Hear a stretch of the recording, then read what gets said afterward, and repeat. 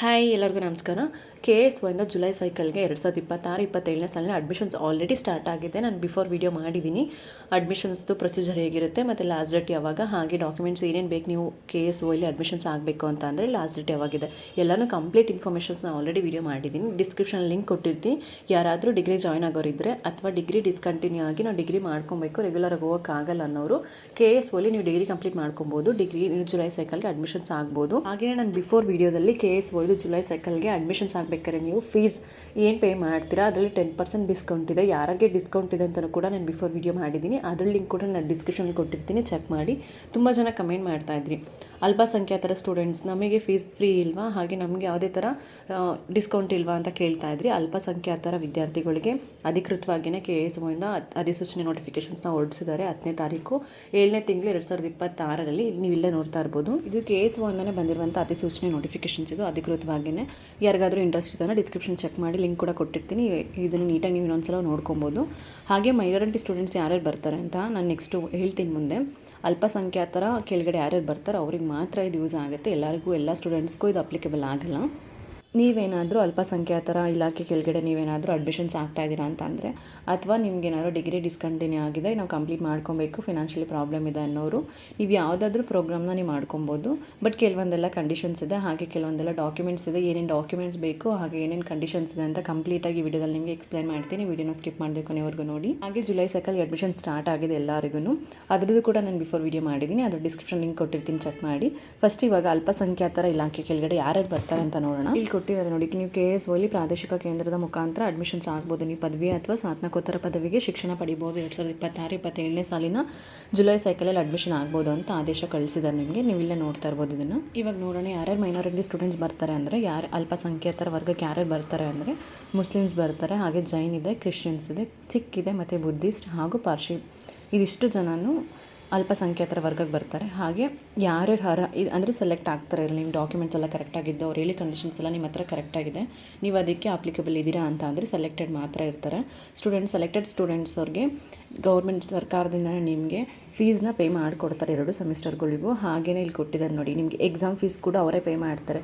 ಇವಾಗ ನಿಮ್ಮದು exam fees pay ಮಾಡಬೇಕಾದ್ರೂ ಕೂಡ ನೀವು ಅಲ್ಪಸಂಖ್ಯಾತರ ಕೆಳಗಡೆ ನೀವು ಎಕ್ಸಾಮ್ ಫೀಸ್ನ ಅವರೇ ನಿಮಗೆ ಪೇ ಮಾಡಿಕೊಡೋದ್ರಿಂದ ಎಕ್ಸಾಮ್ ಫೀಸು ಫ್ರೀ ಇರುತ್ತೆ ನಿಮಗೆ, ಮತ್ತು ಎಕ್ಸಾಮ್ಸ್ ಕಾಲೇಜ್ ಅಡ್ಮಿಷನ್ಸ್ ಕೂಡ ಫ್ರೀ ಇರುತ್ತೆ ನಿಮಗೆ. ಇಲ್ಲೇ ಕೊಟ್ಟಿದ್ದಾರೆ ನೋಡಿ. ಬಟ್ ಕೆಲವೊಂದೆಲ್ಲ ಕಂಡೀಷನ್ಸ್ ಇದೆ. ನೀವು ಅಡ್ಮಿಷನ್ ಆಗಬೇಕು ಅಂತಂದರೆ ಬೇರೆ ಸ್ಟೂಡೆಂಟ್ಸ್ ಥರನೇ ನೀವು KS1 ಪೋರ್ಟಲಲ್ಲೇ ಅಡ್ಮಿಷನ್ಸ್ ಆಗೋಕ್ಕಾಗಲ್ಲ. ಅವ್ರದ್ದೇ ನಿಮಗೆ ಅಡ್ಮಿಷನ್ಸ್ ಪೋರ್ಟಲ್ ಕೊಟ್ಟಿದ್ದಾರೆ. ನಾನು ಅದನ್ನು ಕೂಡ ಮುಂದೆ ನಿಮ್ಗೆ ಶೇರ್ ಮಾಡ್ತೀನಿ. ಡಿಸ್ಕ್ರಿಪ್ಷನಲ್ಲಿ ಕೂಡ ಲಿಂಕ್ ಕೊಟ್ಟಿರ್ತೀನಿ, ಅದು ನೀವು ಅದನ್ನು ಕೂಡ ಚೆಕ್ ಮಾಡ್ಬೋದು. ಹಾಗೆ ಏನೇನು ಕಂಡೀಷನ್ಸ್ ಇದೆ ಅಂತ ನೋಡ್ಬಿಡೋಣ. ನೀವು ಅಲ್ಪಸಂಖ್ಯಾತರ ವರ್ಗದ ವಿದ್ಯಾರ್ಥಿಗಳಾಗಿದ್ದರೆ ನೀವು ಅದನ್ನಾದರೂ ಫೆಸಿಲಿಟೀಸ್ನ ಯೂಸ್ ಮಾಡ್ಕೋಬೇಕು ಅಂತ ಅಂದರೆ ಏನೇನು ಕಂಡೀಷನ್ಸ್ ಇದೆ ಅಂತ ನೋಡೋಣ. ನೀವು KS1 ಅಡ್ಮಿಷನ್ಸ್ ಆಗ್ತಾ ಇದ್ದೀರಾ ಅಂದರೆ ಯೂನಿವರ್ಸಿಟಿಗಳ ಪ್ರಕಾರ ಕೆಲವೊಂದು ನಿಯಮನ ನೀವು ಕೂಡ ಫಾಲೋ ಮಾಡಬೇಕು. ಕನಿಷ್ಠ ವಿದ್ಯಾರ್ಹತೆ ಮ್ಯಾಕ್ಸಿಮಮ್ ನಿಮ್ಮದು ಎಜುಕೇಷನ್ಸ್ ಕಂಪ್ಲೀಟ್ ಆಗಿರಬೇಕು ಅಂತ ಹೇಳಿದ್ದಾರೆ. ಇವಾಗ ನೀವು ಪದವಿ ಮಾಡಬೇಕು ಅಂದರೆ ನಿಮ್ಮದು PUC ಕಂಪ್ಲೀಟ್ ಆಗಿರಬೇಕು. ನಿಮ್ಮದು PUC ಕಂಪ್ಲೀಟ್ ಆಗಿದ್ರಷ್ಟೇ ನೀವು ಡಿಗ್ರಿ ಮಾಡೋಕ್ಕಾಗುತ್ತೆ. ನೀವೇನಾದರೂ ಸ್ನಾತಕೋತ್ತರ ಪದವಿ ಮಾಡ್ತಾ ಇದ್ದೀರಾ ಅಂತ ಅಂದರೆ ನಿಮ್ಮದು ಡಿಗ್ರಿ ಕಂಪ್ಲೀಟ್ ಆಗಿರಬೇಕು. ನಿಮ್ಮದು ಡಿಗ್ರಿ ಕಂಪ್ಲೀಟ್ ಆಗಿ ಆಲ್ ಮಾರ್ಕ್ಸ್ಗಳು ನಿಮ್ಮ ಹತ್ರ ಇದ್ದರೆ ನೀವು ನೆಕ್ಸ್ಟು ಸ್ನಾತಕೋತ್ತರ ಪದವಿಗೆ ಅಡ್ಮಿಷನ್ಸ್ ಆಗ್ಬೋದು. ಇದನ್ನೆಲ್ಲರೂ ಕೂಡ ಫಾಲೋ ಮಾಡ್ತಾ ಇದ್ದಾರೆ. ನೀವು ಹಾಗೆ ಫಾಲೋ ಮಾಡಬೇಕು ಅಂತ ಕೂಡ ಹೇಳಿದ್ದಾರೆ, ಅಷ್ಟೇ, ಇನ್ನೇನಿಲ್ಲ ಇಲ್ಲಿ. ಹಾಗೆ ಇವಾಗ ಯೂನಿವರ್ಸಿಟಿಯಿಂದ ಏನೇ ಕಂಡೀಷನ್ಸ್ ಇರ್ಬೋದು, ಅವ್ರದ್ದು ಏನೇ ರೂಲ್ಸ್ ಇದ್ದರೂ ನೀವು ಅದನ್ನು ಫಾಲೋ ಮಾಡಬೇಕು ಅಂತ ಹೇಳಿದ್ದಾರೆ, ಅಷ್ಟೇ, ಇನ್ನೇನು ಬೇರೆ ಏನಿಲ್ಲ. ಹಾಗೆ ನೀವು ಏನು ಅಪ್ಲಿಕೇಶನ್ಸ್ ಹಾಕ್ತೀರಾ, ಅದ್ರ ಜೊತೆಗೆ ಏನು ಡಾಕ್ಯುಮೆಂಟ್ಸ್ನ ಸಬ್ಮಿಟ್ ಮಾಡ್ತೀರಾ ಅದನ್ನು ಅಲ್ಲಿರುವಂಥ ಪ್ರಾದೇಶಿಕ ನಿರ್ದೇಶಕರು ಅದನ್ನು ವೆರಿಫೈ ಮಾಡ್ತಾರೆ. ಡಾಕ್ಯುಮೆಂಟ್ ವೆರಿಫಿಕೇಷನ್ಸ್ ಎಲ್ಲ ಆದಮೇಲೆ ನಿಮಗೆ ಅಲ್ಪಸಂಖ್ಯಾತರ ವರ್ಗದ ಕೆಳಗಡೆ ಅಡ್ಮಿಷನ್ಸ್ ಕೊಡ್ತಾರೆ. ಇಲ್ಲಿ ಸುಮ್ಮನೆ ಎಲ್ಲರಿಗೂ ಅಡ್ಮಿಷನ್ಸ್ ಕೊಟ್ಬಿಡಲ್ಲ. ನಿಮ್ಮದು ಡಾಕ್ಯುಮೆಂಟ್ ಎಲ್ಲ ವೆರಿಫಿಕೇಷನ್ಸ್ ಎಲ್ಲ ಆಗಿ ಕರೆಕ್ಟ್ ಇದ್ದರೆ ಮಾತ್ರ ಕೊಡ್ತಾರೆ. ನಾನು ಆವಾಗಲೇ ಹೇಳ್ದಂಗೆ ಯಾರ್ಯಾರು ಬರ್ತಾರೆ ಅಂತ ಹೇಳಿದ್ದೆ, ಅಲ್ಪಸಂಖ್ಯಾತರ ವರ್ಗಕ್ಕೆ ಮುಸ್ಲಿಮು, ಜೈನು, ಕ್ರಿಶ್ಚಿಯನ್ ಹಾಗೂ ಸಿಖ್, ಬುದ್ಧಿಸ್ಟ್ ಮತ್ತು ಪಾರ್ಸಿ ವರ್ಗಕ್ಕೆ ಸೇರಿದವರಾಗಿರಬೇಕು. ಹಾಗೆ ನಿಮ್ಮ ಹತ್ರ ಅಲ್ಪಸಂಖ್ಯಾತರ ಕಲ್ಯಾಣ ಇಲಾಖೆಯಿಂದ ಅಲ್ಪಸಂಖ್ಯಾತರ ವರ್ಗದ ದೃಢೀಕರಣ ಪತ್ರ ಕೊಟ್ಟಿರ್ತಾರೆ, ಅಥವಾ ಜಾತಿ ಪ್ರಮಾಣ ಪತ್ರ ನಿಮ್ಮ ಹತ್ರ ಇರಬೇಕು ಅಂತ ಹೇಳಿದ್ದಾರೆ. ವಾರ್ಷಿಕ ಆದಾಯ ಪೇರೆಂಟ್ಸ್ದು, ನಿಮ್ಮದು ಪೋಷಕರದ್ದು ವಾರ್ಷಿಕ ಆದಾಯ 8 ಲಕ್ಷ ಮೀರಿರಬಾರ್ದು ಅಂತ ಹೇಳಿದ್ದಾರೆ. ಹಾಗೆ ನೀವು ಅರ್ಜಿ ಸಲ್ಲಿಸಬೇಕು, ಯಾರು ಅರ್ಜಿ ಅಪ್ಲಿಕೇಶನ್ಸ್ ಆಗ್ತಾಯಿದ್ದೀರಾ ಅವರು ಗೌರ್ಮೆಂಟ್ ಜಾಬಲ್ಲಿ ಇರ್ಬಾರ್ದು ಅಂತಲೂ ಕೂಡ ಹೇಳಿದ್ದಾರೆ. ಯಾವುದೇ ಸ್ಟೂಡೆಂಟ್ ಇರ್ಬೋದು, ನೀವು ಹಿಂದೆ ಯಾವುದೇ ಇಯರಲ್ಲಿ ಅಡ್ಮಿಷನ್ಸ್ ಆಗಿರಬಾರ್ದು. ಹಾಗೆ ನಿಮ್ದು ಯಾವುದಾದ್ರೂ ಡಿಗ್ರಿ ಅಥವಾ ಸ್ನಾತಕೋತ್ತರ ಡಿಗ್ರಿ ನೀವು ಫಸ್ಟ್ ಇಯರ್ ಜಾಯ್ನ್ ಆಗಿ ಫಸ್ಟ್ ಸೆಮ್ ಕಂಪ್ಲೀಟ್ ಆಗಿ ಸೆಕೆಂಡ್ ಸೆಮ್ ನೀವೇನಾದರೂ ಬಿಟ್ಟು ಮತ್ತೆ ನೀವು ಇಲ್ಲಿಂದ ಫಸ್ಟ್ ಸೆಮ್ಮಿಂದ ನಾನು ಅಡ್ಮಿಷನ್ ಆಗ್ತೀನಿ, ಫಸ್ಟ್ ಇಯರಿಂದ ಅಡ್ಮಿಷನ್ ಆಗ್ತೀನಿ ಅಂದರೆ ಆಗಲ್ಲ ಅಂತ ಹೇಳಿದ್ದಾರೆ. ನೀವು ಹೊಸ್ದಾಗೇ ಫಸ್ಟಿಂದ ಅಡ್ಮಿಷನ್ಸ್ ಆಗಿದ್ದರೆ ಮಾತ್ರ ನಿಮ್ಮದು ತೊಗೊತಾರೆ. ನೀವೇನಾದರೂ ಬೇರೆ ಇಯರಲ್ಲಿರ್ಬೋದು ಅಥವಾ ಬೇರೆ ಕಾಲೇಜಲ್ಲಿರ್ಬೋದು, ಬೇರೆ ಯೂನಿವರ್ಸಿಟಿ ನೀವು ಡಿಗ್ರಿ ಅಥವಾ ಸ್ನಾತಕೋತ್ತರ ಡಿಗ್ರಿ ಜಾಯ್ನ್ ಆಗಿತ್ತಂದರೆ ನಿಮಗೆ ಅಡ್ಮಿಷನ್ಸ್ ಕೊಡಲ್ಲ ಅಂತಲೂ ಕೂಡ ಹೇಳಿದ್ದಾರೆ. ಹಾಗೆ ಅಲ್ಪಸಂಖ್ಯಾತರ ಕಲ್ಯಾಣ ಇಲಾಖೆಯಲ್ಲಿ ಏನು ಅಪ್ಲಿಕೇಶನ್ಸ್ ಹಾಕಿರ್ತೀವಿ ಮಾಡ್ತೀರಾ ನೀವು, ಅದು ಡಾಕ್ಯುಮೆಂಟ್ಸ್ ಎಲ್ಲನೂ ಅವರು ಅಲ್ಪಸಂಖ್ಯಾತರ ಇಲಾಖೆಯಲ್ಲಿ ನಿಮ್ಮ ಡಾಕ್ಯುಮೆಂಟ್ಸ್ನೆಲ್ಲ ವೆರಿಫೈ ಮಾಡ್ತಾರೆ. ಇಲಾಖೆಯಿಂದ ಕೂಡ ನಿಮ್ಮ ಡಾಕ್ಯುಮೆಂಟ್ಸ್ನ ವೆರಿಫೈ ಮಾಡ್ತಾರೆ ಅಂತ ಹೇಳಿದ್ದಾರೆ. ನಾನು ಅವಾಗಲೇ ಹೇಳ್ದಂಗೆ ಇಲ್ಲೇ ಕಂಡೀಷನ್ಸ್ ಇದೆ ನೋಡಿ, ಯಾವುದೇ ಯೂನಿವರ್ಸಿಟಿಲಿ ಇರ್ಬೋದು ಅಥವಾ KSOಲ್ಲೇ ನೀವು ಡಿಸ್ಕಂಟಿನ್ಯೂ ಆಗಿದ್ದರೆ ಡಿಗ್ರಿ ಏನಾದರೂ ಅಥವಾ ಮಾಸ್ಟರ್ಸ್ ಏನಾದರೂ ನೀವು ಫಸ್ಟ್ ಇಯರ್ ಆಗಿ ಸೆಕೆಂಡ್ ಸೆಮಿಸ್ಟರ್ ಆಗಿಲ್ಲ ಅಂತಂದರೂ ಕೂಡ ಯಾವುದೇ ಕೋರ್ಸ್ಗಳಿಗೆ ನೀವು ಅಡ್ಮಿಷನ್ಸ್ ಆಗಿದ್ರು ಅದು ರಿಜೆಕ್ಟ್ ಆಗುತ್ತೆ, ಮತ್ತು ಹೊಸದಾಗಿ ನಿಮ್ಗೆ ಅಡ್ಮಿಷನ್ಸ್ ಕೊಡಲ್ಲ. ಯಾರು ಅಡ್ಮಿಷನ್ ಆಗ್ತಿದ್ದೀರೋ ಸ್ಟೂಡೆಂಟ್ಸ್ ಅವರು ಅಲ್ಪಸಂಖ್ಯಾತರ ಕಲ್ಯಾಣ ಇಲಾಖೆ ವೆಬ್ಸೈಟ್ನಲ್ಲಿ ಅಡ್ಮಿಷನ್ಸ್ ಆಗ್ಬೋದು, ಅಥವಾ ನೀವು ಡೈರೆಕ್ಟಾಗಿಯೇ ನೇರವಾಗಿ ವಿವಿ ಅಡ್ಮಿಷನ್ಸ್ ಪೋರ್ಟಲ್ ಕೂಡ ಅಡ್ಮಿಷನ್ಸ್ ಆಗ್ಬೋದು, ಅಥವಾ ನಿಮ್ಮದು ಏನು ಡಾಕ್ಯುಮೆಂಟ್ಸ್ ಇದೆ ಆ ಡಾಕ್ಯುಮೆಂಟ್ಸನ್ನು ಡೈರೆಕ್ಟಾಗಿ ತೊಗೊಂಡೋಗಿ ಮೈಸೂರು ಮೇನ್ ಯೂನಿವರ್ಸಿಟಿ ಇದೆಯಲ್ಲ KSO ಅಲ್ಲಿ ಕೂಡ ಅಡ್ಮಿಷನ್ಸ್ ಆಗ್ಬೋದು, ಅಥವಾ ನಿಮಗೆ KSO ಇದು ಪ್ರಾದೇಶಿಕ ಕೇಂದ್ರಗಳಿರುತ್ತೆ ನಿಮ್ಮದು ಡಿಸ್ಟಿಕಲ್ಲಿ, ಪ್ರತಿಯೊಂದು ಡಿಸ್ಟಿಕಲ್ಲೂ ಪ್ರಾದೇಶಿಕ ಕೇಂದ್ರಗಳಿರುತ್ತೆ, ಅಲ್ಲಿ ಕೂಡ ನೀವು ಅಡ್ಮಿಷನ್ ಆಗ್ಬೋದು ಅಂತ ಹೇಳಿದ್ದಾರೆ. ಈ 3 ಹಂತದಲ್ಲಿ ಒಂದು ಹಂತದಲ್ಲಿ ಏನಾದರೂ ಅಡ್ಮಿಷನ್ಸ್ ಪ್ರೊಸೀಜರ್ ಏನಿದೆ ಅದನ್ನು ಡೈರೆಕ್ಟಾಗಿ KSO ಮೈಸೂರು ಸೆಂಟರಲ್ಲಿ ಅಥವಾ ಪ್ರಾದೇಶಿಕ ನಿಮಗೆ ಹತ್ರ ಇರುವಂಥ ಪ್ರಾದೇಶಿಕ ಕೇಂದ್ರ ಕಚೇರಿಯಲ್ಲಿ ಪ್ರಾಥಮಿಕ ಹಂತದ ಅಡ್ಮಿಷನ್ ಪ್ರೊಸೀಜರ್ನ ನೀವು ಮುಗಿಸ್ಕೊಳ್ಳೇಬೇಕು ಅಂತ ಹೇಳಿದ್ದಾರೆ. ಇಲ್ಲ ಅಂತಂದರೆ ನಿಮ್ಗೆ ರಿಜೆಕ್ಟ್ ಆಗುತ್ತೆ ಅಂತ ಹೇಳಿದ್ದಾರೆ. ನೀವು ನೀಟಾಗಿ ಒಂದ್ಸಲಿ KSO ವೆಬ್ಸೈಟಲ್ಲಿ ಹೋಗಿ ಡೌನ್ಲೋಡ್ ಮಾಡ್ಕೊಂಡು ಓದ್ಕೊಳ್ಳಿ. ಇಲ್ಲ ಅಂತಂದರೆ ಡಿಸ್ಕ್ರಿಪ್ಷನ್ ಲಿಂಕ್ ಕೊಟ್ಟಿರ್ತೀನಿ, ನೀಟಾಗಿ ಒಂದ್ಸಲಿ ಡೌನ್ಲೋಡ್ ಮಾಡ್ಕೊಂಡು ಒಂದು 2-3 ಸಲ ಇದನ್ನು ನೋಡ್ಕೊಂಡು ಅರ್ಥ ಮಾಡ್ಕೊಂಡು ಇನ್ನು ಏನೇನು ಡಾಕ್ಯುಮೆಂಟ್ಸ್ ಬೇಕು ಹಾಗೆ ಏನೇನು ಕಂಡೀಷನ್ಸ್ ಇದೆ ಅಂತ ನೀವು ಒಂದ್ಸಲ ಚೆಕ್ ಮಾಡಿ.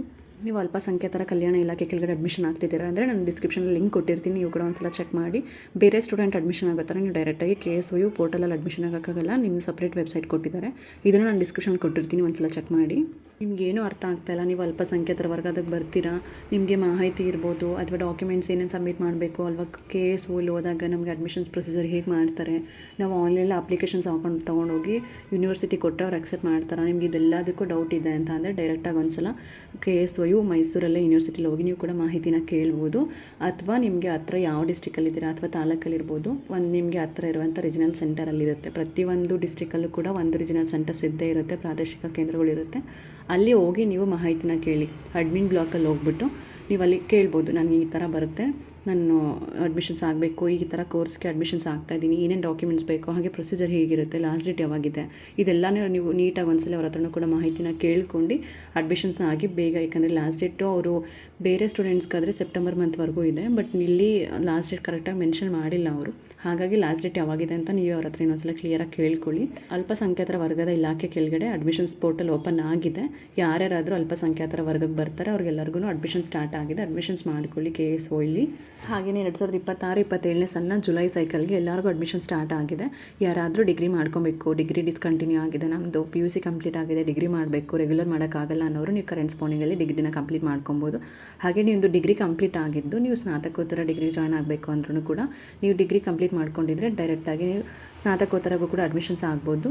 ನೀವು ಮೈಸೂರಿಗೆ ಹೋಗೋಕ್ಕಾಗಲ್ಲ ಅಥವಾ ನಿಮ್ಗೆ ಯಾವುದೇ ರೀಜನಲ್ ಸೆಂಟರ್ಸು ಪ್ರಾದೇಶಿಕ ಕೇಂದ್ರಗಳು ನಿಮಗೆ ಹತ್ರ ಇಲ್ಲ, ತುಂಬ ದೂರ ಇದೆ, ಇವಾಗ ಹೋಗೋಕ್ಕಾಗಲ್ಲ, ಅದು ನನಗೆ ಮಾಹಿತಿ ಬೇಕು, ಕಂಪ್ಲೀಟ್ ಇನ್ಫಾರ್ಮೇಷನ್ಸ್ ನನಗೆ ಬೇಕು ಅಂತಂದರೆ ನಿಮ್ಗೆ ಇಲ್ಲಿ ಕಾಂಟ್ಯಾಕ್ಟ್ ನಂಬರ್ ಕೊಟ್ಟಿದ್ದಾರೆ ನೋಡಿ, ಅದಕ್ಕೆ ಅಡ್ಮಿನ್ ಬ್ಲಾಕ್ ಅವ್ರದ್ದು ಕಾಂಟ್ಯಾಕ್ಟ್ ನಂಬರ್ಗಳು ಕೊಟ್ಟಿದ್ದಾರೆ ನಿಮ್ಗೆ ಇಲ್ಲಿ ನೀವು ಯಾವುದೇ ಕಾಂಟ್ಯಾಕ್ಟ್ ನಂಬರ್ಗೆ ಕಾಲ್ ಮಾಡಿ ನಿಮ್ಮದು ಏನೇ ಡೌಟ್ ಇರ್ಬೋದು ಫೋನ್ ಮಾಡಿ ನೀವು ಹೇಳಿದ್ರೆ ಮಾಹಿತಿನ ನಿಮ್ಗೆ ಕೊಡ್ತಾರೆ, ನೀವು ಮಾಹಿತಿನ ಕಲೆಕ್ಟ್ ಮಾಡ್ಕೊಬೋದು. ಅದಾದಮೇಲೆ ನೀವು ಬೇಕಾದ್ರೆ ನೆಕ್ಸ್ಟ್ ಅಡ್ಮಿಷನ್ ಪ್ರೊಸೀಜರ್ನ ಸ್ಟಾರ್ಟ್ ಮಾಡ್ಕೊಬೋದು. ನೀವು ನಾನು ಡಿಸ್ಕ್ರಿಪ್ಷನ್ ಲಿಂಕ್ ಕೊಟ್ಟಿರ್ತೀನಿ, ಒಂದ್ಸಲ ಚೆಕ್ ಮಾಡಿ, ವೆಬ್ಸೈಟ್ ಲಿಂಕ್ ಕೂಡ ಕೊಟ್ಟಿರ್ತೀನಿ. ಹಾಗೆಯೇ ಬಿಫೋರ್ ವಿಡಿಯೋ ಮಾಡಿದ್ದೆ ನಾನು KSOಲ್ಲಿ ಜುಲೈ ಸೈಕಲ್ ಅಡ್ಮಿಷನ್ ಸ್ಟಾರ್ಟ್ ಆಗಿದೆ ಅಂತ, ಅದರದ್ದು ಪ್ರೊಸೀಜರ್ ಹೇಗಿರುತ್ತೆ ಮತ್ತು ಏನೇನು ಡಾಕ್ಯುಮೆಂಟ್ಸ್ ಬೇಕು, ಹಾಗೆ ಯಾವ್ಯಾವ ಕೋರ್ಸ್ ಅವೈಲೇಬಲ್ ಇದೆ KSOಲ್ಲಿ, ಮತ್ತು ಫೀಸ್ ಎಷ್ಟಿದೆ, ಯಾವ ಕೋರ್ಸ್ಗೆ ಎಷ್ಟು ಫೀಸ್ ಇದೆ ಅಂತ ನಾನು ಮುಂಚೆನೇ ಮಾಹಿತಿನ ಶೇರ್ ಮಾಡಿದ್ದೀನಿ.